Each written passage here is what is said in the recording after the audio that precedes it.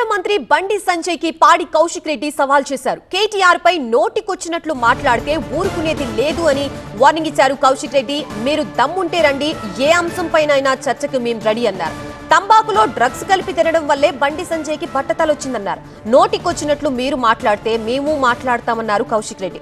నువ్వు మగాడివైతే అని మేము అనగలమని చెప్పారు.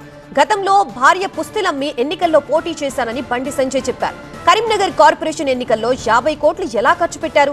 బండి సంజయ్ పంచినది అవినీతి డబ్బా, రేవంత్ పంపిన డబ్బా అన్నారు.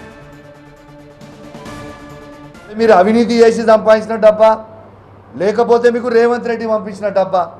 ఇది ప్రజలకి మీరు జవాబు చెప్పాల్సిన అవసరం ఉన్నది.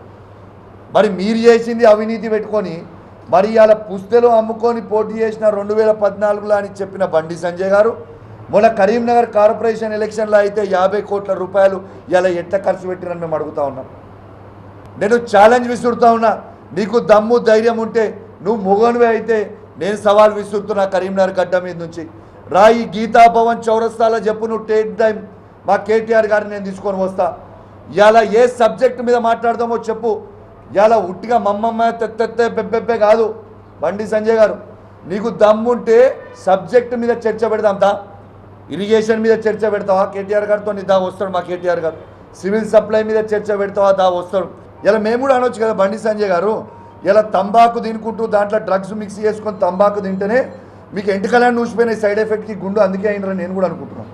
మరి మీకు కూడా డ్రగ్స్ టెస్ట్ ఇవ్వాలి, ఖచ్చితంగా ఇవ్వాలి బండి సంజయ్ గారు. మీకు కూడా ఇలా మాట్లాడుకునేది నోటికొచ్చినట్టు మీరు మాట్లాడితే నోటికొచ్చినట్టు మేము మాట్లాడలేమా? మాకు రాదా? మాకు చేత కాదా? ఇలా డ్రగ్స్ టెస్ట్కి రాని మరి సిద్ధంగా ఉన్నారు మేము కూడా. అసలు ఇలా టాపిక్ ఏంది కరీంనగర్ పట్టణంలో?